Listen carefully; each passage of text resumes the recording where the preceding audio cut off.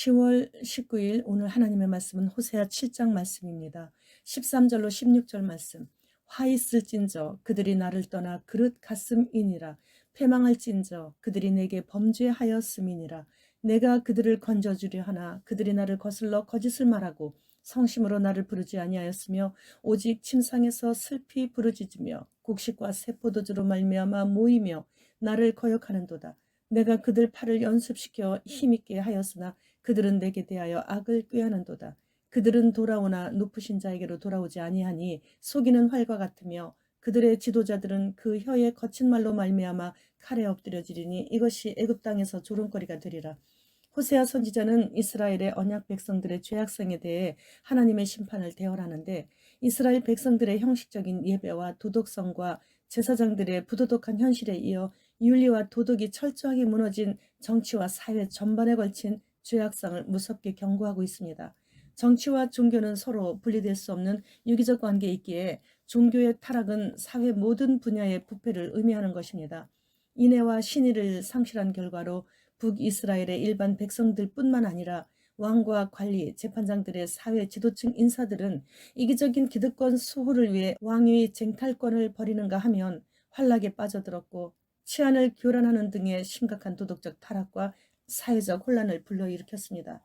당시 정치적 상황을 보면 북이스라엘의 왕인 여로보암 2세 아들 스가랴는 살룸에게, 살룸은 므나헴에게, 므나헴의 아들 부가히야는 베가에게, 베가는 호세아에게 죽임을 당했습니다.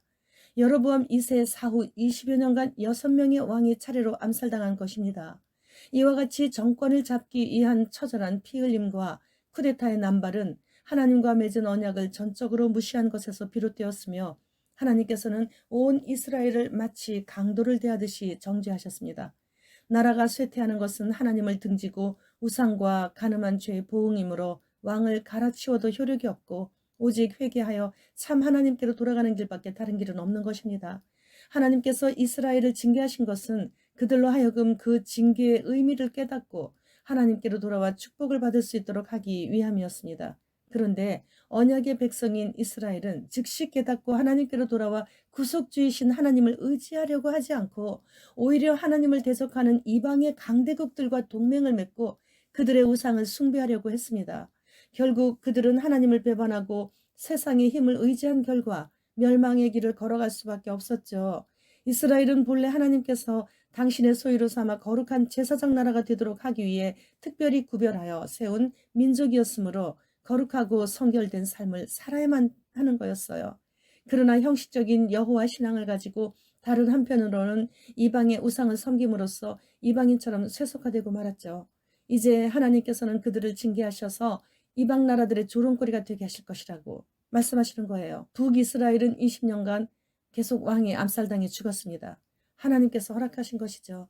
그래도 정치가나 종교 지도자들이 회개하지 않으니까 결국 그들의 아내들은 창녀가 될 것이고 그 자녀들은 칼에 엎드러지게 될 것이고 그 땅은 측량하여 나누어질 것이고 당사자인 너는 더러운 땅에서 죽을 것이고 이스라엘 백성들은 사로잡혀 그 땅에서 떠나 혼혈 민족이 되어 유다인들에게 개 취급을 받는 사마리아인이라 불리우게 될 것이라고 예언하게 하셨죠.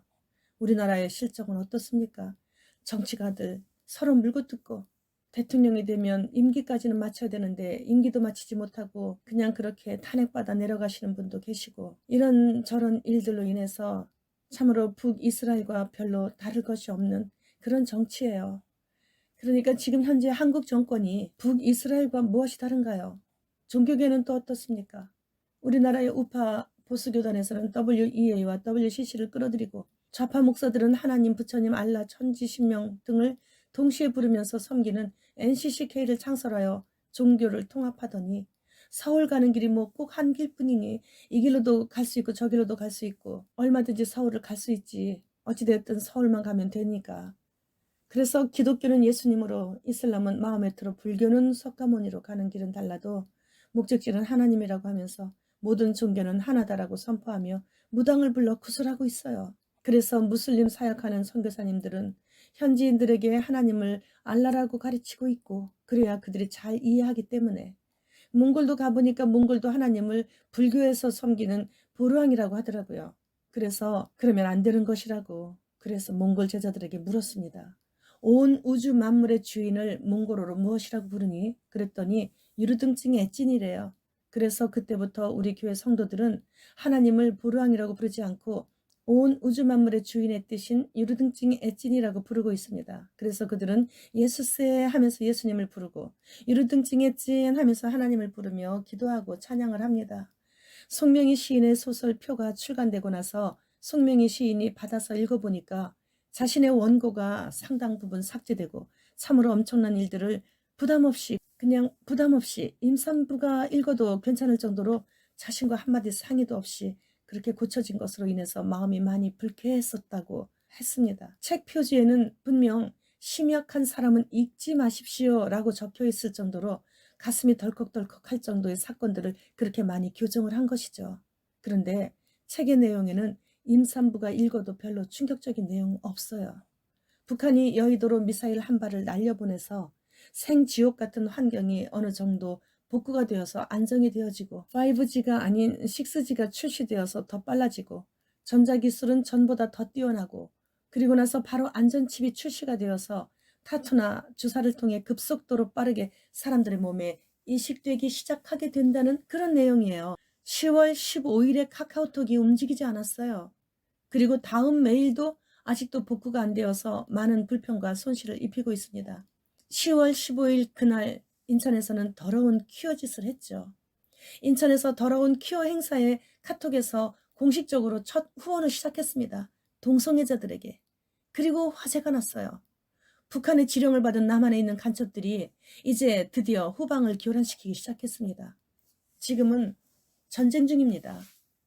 이제 북한은 핵무기가 다 완성되었죠. 세계 4위의 핵 강대국이 되었죠. 북한 공산 괴뢰들은 10월 13일과 14일 이틀 연속 10대가 넘는 북군용기를 비행금지 구역인 북방 5km까지 접근하면서 매일 전술 유도탄을 쏘아대고 있죠. 그리고 동해상으로 탄도미사일까지 발사하고 있고요. 작가인 송명희 시인이 보낸 원고대로 출판되지 않았다고 한다면 그렇다면 원고대로라면 어떠한 상황이었을까를 한번 생각해 봤어요. 여의도의 한 발의 미사일이 다가 아니겠다. 전국적으로 포진되어 있는 고정난파 간첩들이 동시에 내란을 일으킬 것이다. 그렇게 되면 피해 지역이 여의도만이 아닌 것이죠. 생각이 거기까지 미치게 되니까 그럴 때 참으로 주님의 군사들은 이 땅에서 어떻게 행동을 해야 될까? 도망가고 피하고 숨는 것이 다가 아니죠. 그저 뛰어나가서 죽기를 각오하고 몸에 칩 받지 말라고 주님 곧 오신다고 이 세상은 이제부터 3, 4년 후면 종말이라고 외치며 한 사람이라도 칩을 받지 못하도록 뛰어다니며 외치다가 죽으신 분은 공중으로 올려짐을 받을 것이고 특별한 하나님의 보호하심에 예비하신 피난처에서 주님의 재림을 맞게 되는 천년왕국에 들어갈 성도들도 있게 될 것이겠. 그러나 대다수의 예수 그리스도의 군사들은 사탄에게서 한 명이라도 빼앗아 주님 편으로 세워놓고 순교하게 되겠구나를 깨닫게 되었습니다. 지금은 세상 마지막 날의 시작인 전쟁의 소문이 아닌 세상 끝날의 징조인 전쟁 중입니다.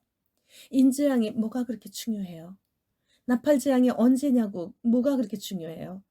대접재앙의 시기가 뭐가 그렇게 중요하냐고요.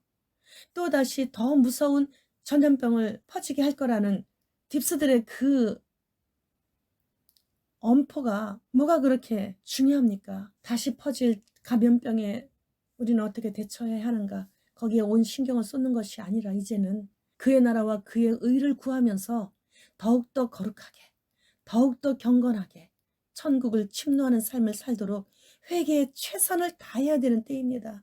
주님 정말 내일 모레 오십니다. 마라나타.